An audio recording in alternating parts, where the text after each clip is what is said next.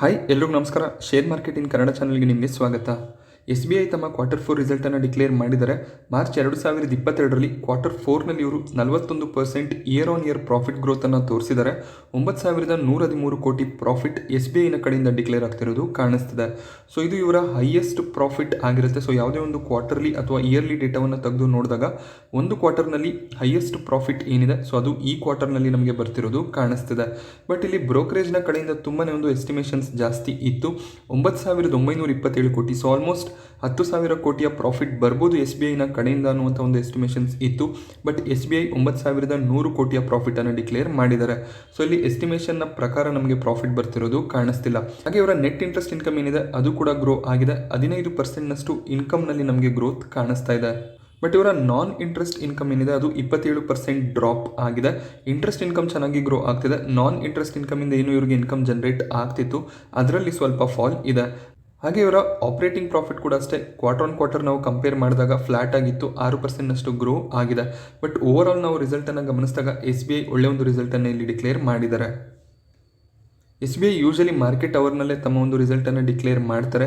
So ಆ ಒಂದು ಕಾರಣದಿಂದ ಶೇರ್ ಪ್ರೈಸ್ನಲ್ಲಿ ಪ್ಯಾನಿಕ್ ಕೂಡ ಇತ್ತು. ಸೊ ಮಾರ್ಕೆಟ್ ಅದೇ ಟೈಮಲ್ಲಿ ಕ್ರ್ಯಾಕ್ ಕೂಡ ಆಗಿದ್ದ ಕಾರಣ ಶೇರ್ ಪ್ರೈಸ್ನಲ್ಲಿ ಇವತ್ತು ಆಲ್ಮೋಸ್ಟ್ 5%ನಷ್ಟು ಡೌನ್ ಸೈಡ್ ಕಾಣಿಸ್ತಿದೆ. ಹಾಗೆ ಇವರ NPA ಕೂಡ ಕಡಿಮೆ ಆಗಿದೆ. ಸೊ ಇದು ಕೂಡ ಒಂದು ಒಳ್ಳೆ ಸೈನ್ ಆಗಿರುತ್ತೆ ಬ್ಯಾಂಕ್ಗೆ. SBIನ NPA ಈಗ ನಮಗೆ 1%ನಷ್ಟು ಕಾಣಿಸ್ತಿದೆ. ಕಳೆದ ಕ್ವಾರ್ಟರ್ ಅಂದರೆ ಡಿಸೆಂಬರ್ 2021ರ ಕ್ವಾರ್ಟರ್ನಲ್ಲಿ ಇವರು 1.34%ನಷ್ಟು NPAನ ಡಿಕ್ಲೇರ್ ಮಾಡಿದರು. NPA ಅಂದರೆ ನಾನ್ ಪರ್ಫಾರ್ಮಿಂಗ್ ಅಸೆಟ್, ಅಂದರೆ ಇವರೇನು ಲೋನ್ಗಳನ್ನು ಪ್ರೊವೈಡ್ ಮಾಡಿರ್ತಾರೆ. ಸೊ ಆ ಲೋನ್ಸ್ ಅವರಿಗೆ ರಿಟರ್ನ್ ಬರಲಿಲ್ಲ ಅಂದರೆ ಅದನ್ನು ಅವರು NPA ಅಂತ ಕನ್ಸಿಡರ್ ಮಾಡ್ತಾರೆ. ಹಾಗೆ SBI ಡಿವಿಡೆಂಡನ್ನು ಕೂಡ ಡಿಕ್ಲೇರ್ ಮಾಡಿದ್ದಾರೆ. 7 ರೂಪಾಯಿಯ ಡಿವಿಡೆಂಟ್ SBIನ ಕಡೆಯಿಂದ ಡಿಕ್ಲೇರ್ ಆಗಿದೆ. ಸೊ ಡಿವಿಡೆಂಟ್ ಪೇಮೆಂಟ್ ಡೇಟ್ 10ನೇ ತಾರೀಕು ಜೂನ್ ಆಗಿರುತ್ತೆ. ಸೊ ರೆಕಾರ್ಡ್ ಡೇಟನ್ನು ಇನ್ನೂ ಇವರಲ್ಲಿ ಅನೌನ್ಸ್ ಮಾಡಿಲ್ಲ. ಸೊ 10 ಜೂನ್ ಪೇಮೆಂಟ್ ಡೇಟ್ ಅಂದರೆ ಅದಕ್ಕೂ ಮುಂಚೆನೇ ನಮಗೆ ರೆಕಾರ್ಡ್ ಡೇಟ್ ನೋಡೋದಕ್ಕೆ ಸಿಗುತ್ತೆ. ಸೊ ಇಲ್ಲಿ ನೀವು ಗಮನಿಸ್ಬೋದು ಇವರ ಇನ್ಕಮ್ ಏನಿದೆ ನಮಗೆ quarter year on year grow ಆಗ್ತಿರೋದು ಕಾಣಿಸ್ತಾ ಇದೆ. ಹಾಗೆ ಇವರ ಎಕ್ಸ್ಪೆನ್ಸಸ್ಗಳು ಕೂಡ ಜಾಸ್ತಿ ಆಗ್ತಿದ್ದಾವೆ. ಸೊ ಈ ಒಂದು ಕ್ವಾರ್ಟರ್ನಲ್ಲಿ ಇವರು 9,113 ಕೋಟಿ ಪ್ರಾಫಿಟನ್ನು ಡಿಕ್ಲೇರ್ ಮಾಡಿದ್ದಾರೆ. ಅದೇ ಡಿಸೆಂಬರ್ ಕ್ವಾರ್ಟರ್ನಲ್ಲಿ ಇವರ ಪ್ರಾಫಿಟ್ 8,400 ಕೋಟಿ ಇತ್ತು. ಕಳೆದ ವರ್ಷ ಮಾರ್ಚ್ 2021ರಲ್ಲಿ ಇವರ ಪ್ರಾಫಿಟ್ 6,450 ಕೋಟಿ ಇತ್ತು. ಸೊ ಇಲ್ಲಿ ನಮಗೆ ಪ್ರಾಫಿಟ್ನಲ್ಲಿ ಒಳ್ಳೆ ಒಂದು ಗ್ರೋತ್ SBIನ ಕಡೆಯಿಂದ ಕಾಣಿಸ್ತಿದೆ. ಬಟ್ ಬ್ರೋಕರೇಜ್ಗಳು ಏನು ಎಸ್ಟಿಮೇಷನ್ ಅನ್ನು ಮಾಡಿದ್ರು ಆ ಪ್ರಕಾರ ರಿಸಲ್ಟ್ ಬರದೇ ಇರೋದ್ರಿಂದ ಸ್ವಲ್ಪ ನಮಗೆ ಪ್ರೈಸ್ನಲ್ಲಿ ಕರೆಕ್ಷನ್ ಕಾಣಿಸ್ತಿದೆ. ಹಾಗೆ ಎಸ್ಕಾಟ್ ಕೂಡ ತಮ್ಮ Q4 ರಿಸಲ್ಟನ್ನು ಡಿಕ್ಲೇರ್ ಮಾಡಿದ್ದಾರೆ. ಇವರ ನೆಟ್ ಪ್ರಾಫಿಟ್ನಲ್ಲಿ 29%ನಷ್ಟು ಫಾಲ್ ಕಾಣಿಸ್ತಿದೆ ಇಯರ್ ಆನ್ ಇಯರ್. 190 ಕೋಟಿಯ ಪ್ರಾಫಿಟನ್ನು ಎಸ್ಕಾಟ್ ಈ ಒಂದು ಕ್ವಾರ್ಟರ್ನಲ್ಲಿ ಡಿಕ್ಲೇರ್ ಮಾಡಿದ್ದಾರೆ. ಹಾಗೆ ಇವರು 7 ರೂಪಾಯಿಯ ಡಿವಿಡೆಂಡನ್ನು ಕೂಡ ಡಿಕ್ಲೇರ್ ಮಾಡಿದ್ದಾರೆ. ಸೊ ಇದು ಫೈನಲ್ ಡಿವಿಡೆಂಡ್ ಆಗಿರೋದ್ರಿಂದ ಶೇರ್ ಹೋಲ್ಡರ್ಸ್ಗಳ ಅಪ್ರೂವಲ್ ಬೇಕಾಗುತ್ತೆ. ಸೊ ಅಪ್ರೂವಲ್ ಸಿಕ್ಕಿದ ಮೇಲೆ ರೆಕಾರ್ಡ್ ಡೇಟನ್ನು ಇವರು ಫಿಕ್ಸ್ ಮಾಡ್ತಾರೆ. ಸೊ ಎಸ್ಕಾಟ್ನ ರಿಸಲ್ಟನ್ನು ನಾವು ಗಮನಿಸಿದಾಗ ಸೊ ಇವರ ರೆವೆನ್ಯೂ ಏನಿದೆ ನಮಗೆ year on year quarter fall ಆಗ್ತಿರೋದು ಕಾಣಿಸ್ತಿದೆ. ಇವರ ಸೇಲ್ಸ್ನಲ್ಲಿ ಫಾಲ್ ಇತ್ತು, ಆ ಒಂದು ಕಾರಣದಿಂದ ರೆವೆನ್ಯೂ ಕೂಡ ಡಿಕ್ರೀಸ್ ಆಗ್ತಿದೆ. ಹಾಗೆ ಇವರು ಖರ್ಚು ವೆಚ್ಚಗಳೇನಿತ್ತು ಸೊ ಅದನ್ನು ಕೂಡ ಕಮ್ಮಿ ಮಾಡ್ಕೊಂಡಿದ್ದಾರೆ. So here on year quarter compare ಮಾಡಿದಾಗ ಖರ್ಚು ವೆಚ್ಚಗಳು ಕೂಡ ಕಮ್ಮಿ ಆಗಿದೆ. ಸೊ ಪ್ರಾಫಿಟನ್ನು ಗಮನಿಸ್ಬೋದು. ಈ ಒಂದು ಕ್ವಾರ್ಟರ್ನಲ್ಲಿ ಇವರು 190 ಕೋಟಿ ಪ್ರಾಫಿಟನ್ನು ಡಿಕ್ಲೇರ್ ಮಾಡಿದ್ದಾರೆ.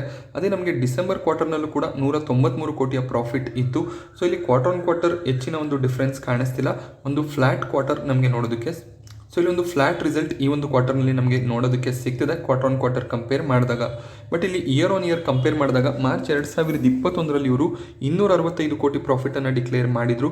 ಸೊ ಈಗ ನಮಗೆ ಪ್ರಾಫಿಟ್ ಫಾಲ್ ಆಗಿದೆ. ಸೊ ಎಸ್ಕಾಟಲ್ಲೂ ಕೂಡ ಇವತ್ತು ಒಂದು ಫ್ಲಾಟ್ ಕ್ಲೋಸಿಂಗ್ ನೋಡೋದಕ್ಕೆ ಸಿಗ್ತದೆ. ಬೆಳಗಿನ ಸೆಷನಲ್ಲಿ ಒಳ್ಳೆ ಒಂದು ಮೊಮೆಂಟಮ್ ಇತ್ತು. ಬಟ್ ಮಾರ್ಕೆಟ್ ಕರೆಕ್ಟ್ ಆಗ್ತಾ ಶೇರ್ ಪ್ರೈಸಲ್ಲೂ ಕೂಡ ಕರೆಕ್ಷನ್ ಬಂದಿದೆ. ಸೊ ಇವರ ರಿಸಲ್ಟ್ ಏನಿದೆ ಮಾರ್ಕೆಟ್ ಅವರ್ಸ್ ಆದಮೇಲೆ ಬಂದಿದ್ದು. ಸೊ ರಿಸಲ್ಟ್ಗೆ ಮಾರ್ಕೆಟ್ ಯಾವ ರೀತಿ ರಿಯಾಕ್ಟ್ ಆಗುತ್ತೆ ಅದನ್ನು ಸೋಮವಾರ ಗಮನಿಸಬೇಕಾಗುತ್ತೆ. ಹಾಗೆ ಟೆಕ್ ಮಹೀಂದ್ರ ಕೂಡ ತಮ್ಮ Q4 ರಿಸಲ್ಟನ್ನು ಡಿಕ್ಲೇರ್ ಮಾಡಿದ್ದಾರೆ. ಸೊ ಇವರ ಪ್ರಾಫಿಟ್ನಲ್ಲಿ ನಮಗೆ 39% ಇಯರ್ ಆನ್ ಇಯರ್ ಗ್ರೋತ್ ನೋಡೋದಕ್ಕೆ ಸಿಗ್ತದೆ. ಹಾಗೆ ಕ್ವಾರ್ಟರ್ ಕೂಡ ಪ್ರಾಫಿಟ್ ಗ್ರೋ ಆಗಿದೆ. ಸೊ ಇಲ್ಲಿ ಬ್ರೋಕರೇಜ್ಗಳು 1,450 ಕೋಟಿಯ ಪ್ರಾಫಿಟ್ ಟೆಕ್ ಮಹೀಂದ್ರ ಡಿಕ್ಲೇರ್ ಮಾಡ್ಬೋದು ಅನ್ನುವಂಥ ಒಂದು ಪ್ರಿಡಿಕ್ಷನ್ ಅನ್ನು ಮಾಡಿದ್ರು. ಬಟ್ ಟೆಕ್ ಮಹೀಂದ್ರ 1,506 ಕೋಟಿ ಪ್ರಾಫಿಟನ್ನು ಡಿಕ್ಲೇರ್ ಮಾಡಿ ಸೊ ಎಸ್ಟಿಮೇಷನ್ಸ್ ಏನಿತ್ತು ಅದನ್ನು ಕೂಡ ಬಿಟ್ ಮಾಡಿದ್ದಾರೆ. ಟೆಕ್ ಮಹೀಂದ್ರ ಕೂಡ ಡಿವಿಡೆಂಡನ್ನು ಡಿಕ್ಲೇರ್ ಮಾಡಿದ್ದಾರೆ. ಟೆಕ್ ಮಹೀಂದ್ರ ಯೂಶಲಿ ಒಳ್ಳೆ ಒಂದು ಡಿವಿಡೆಂಡನ್ನು ಪೇ ಮಾಡ್ತಾರೆ. 15 ರೂಪಾಯಿಯ ಡಿವಿಡೆಂಡ್ ಕಂಪನಿ ಕಡೆಯಿಂದ ಡಿಕ್ಲೇರ್ ಆಗಿದೆ. ಸೊ ಇದು ಕೂಡ ಫೈನಲ್ ಡಿವಿಡೆಂಡ್ ಆಗಿರೋದ್ರಿಂದ ಶೇರ್ ಹೋಲ್ಡರ್ಸ್ಗಳ ಅಪ್ರೂವಲ್ ಬೇಕಾಗುತ್ತೆ.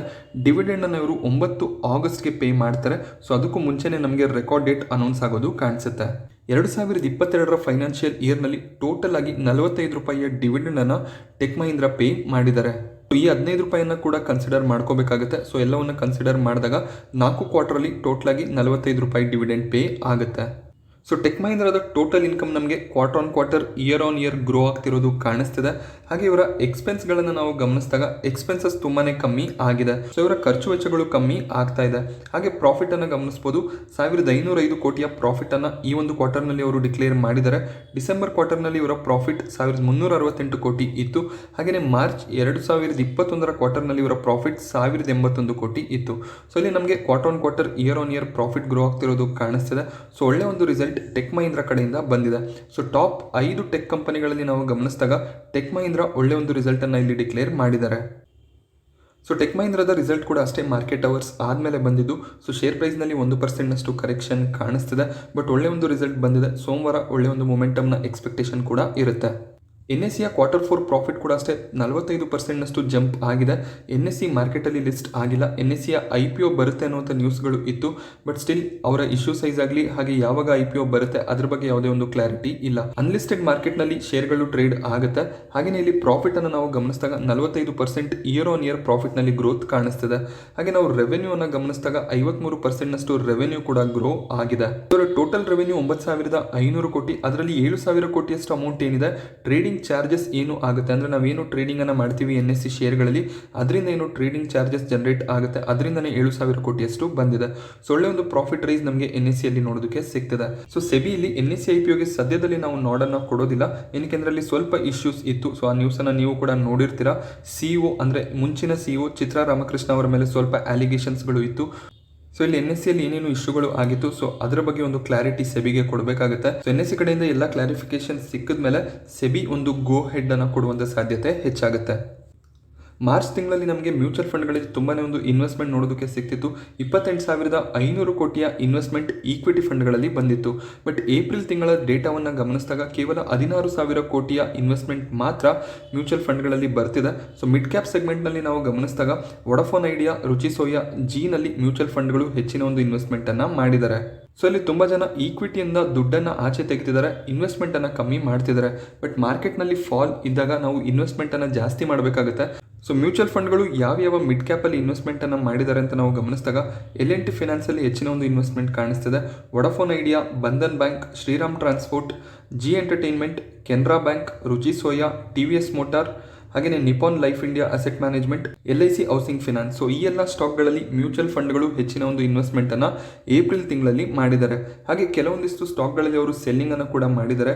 Escort, Aditya Birla, sun life AMC, Syngene, Godrej industries, ICICI securities, IGL, L&T technology services, GMR infra, Tata Elxsi ಹಾಗೆ ಡಾಕ್ಟರ್ ಲಾಲ್ಪತ್ ಲ್ಯಾಬ್ಸಲ್ಲಿ ಕೂಡ ಸೆಲ್ಲಿಂಗ್ ಮ್ಯೂಚುವಲ್ ಫಂಡ್ಗಳಿಂದ ನೋಡೋದಕ್ಕೆ ಸಿಗ್ತಿದೆ. ಸೊ ನಮಗೆ L&T ಟೆಕ್ನಾಲಜಿ ಸರ್ವಿಸಲ್ಲಿ ತುಂಬಾ ಒಂದು ಫಾಲ್ ಕಾಣಿಸ್ತಿದೆ. IGL ಕೂಡ ತುಂಬಾ ಕ್ರ್ಯಾಶ್ ಆಗ್ತಿದೆ. ಸೊ ಇಲ್ಲಿ DIS, FIS ಈ ರೀತಿ ಕಂಟಿನ್ಯೂಸ್ ಸೆಲ್ಲಿಂಗನ್ನು ಮಾಡಿದಾಗ ಸ್ವಲ್ಪ ಪ್ಯಾನಿಕ್ ನಮಗೆ ಶೇರ್ಗಳಲ್ಲಿ ನೋಡೋದಕ್ಕೆ ಸಿಗುತ್ತೆ. ನೀವು ಮ್ಯೂಚುವಲ್ ಫಂಡ್ಗಳಲ್ಲಿ ಇನ್ವೆಸ್ಟ್ಮೆಂಟನ್ನು ಮಾಡ್ತಿದ್ರೆ ಅಂದರೆ SIP ಮಾಡ್ತಿದ್ರೆ ಅಂದರೆ SIPಯನ್ನು ಸ್ಟಾಪ್ ಮಾಡೋದಕ್ಕೆ ಹೋಗಬೇಡಿ. ಇನ್ವೆಸ್ಟ್ಮೆಂಟ್ ಏನಿದೆ ಅದನ್ನು ಕಂಟಿನ್ಯೂ ಮಾಡ್ತಾ ಹೋಗಿ. ಸೊ ಮಾರ್ಕೆಟ್ನಲ್ಲಿ ಫಾಲ್ ಇದ್ದಾಗ SIP ಅಮೌಂಟ್ ಏನಿದೆ ಅದನ್ನು ಜಾಸ್ತಿ ಮಾಡಬೇಕಾಗುತ್ತೆ.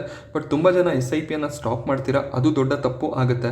ಸೊ ನೀವು SIPಯನ್ನು ಕಂಟಿನ್ಯೂ ಮಾಡ್ತಾ ಹೋದಾಗ ಮಾರ್ಕೆಟ್ನಲ್ಲಿ ಫಾಲ್ ಇದ್ದಾಗ ನಿಮ್ಮ ಆವ್ರೇಜ್ NAV ಏನಿರುತ್ತೆ ಅದು ಇಂಪ್ರೂವ್ ಆಗುತ್ತೆ. ಸೊ ಮಾರ್ಕೆಟ್ ಫಾಲ್ ಆದಾಗ ಹೆಚ್ಚಿನ ಇನ್ವೆಸ್ಟ್ಮೆಂಟ್ ಮಾಡೋದ್ರ ಬಗ್ಗೆ ನಾವು ಯೋಚನೆ ಮಾಡಬೇಕಾಗುತ್ತೆ. ಸೊ ವಿಡಿಯೋ ಇಷ್ಟ ಆದರೆ ವಿಡಿಯೋನ ಲೈಕ್ ಮಾಡಿ. ಹಾಗೆ ಇದೇ ರೀತಿಯ ಮಾರ್ಕೆಟ್ ಅಪ್ಡೇಟ್ಸ್ಗಳಿಗೋಸ್ಕರ ಚಾನಲ್ನ ಸಬ್ಸ್ಕ್ರೈಬ್ ಮಾಡೋದು ಮರಿಬೇಡಿ. Thank you friends.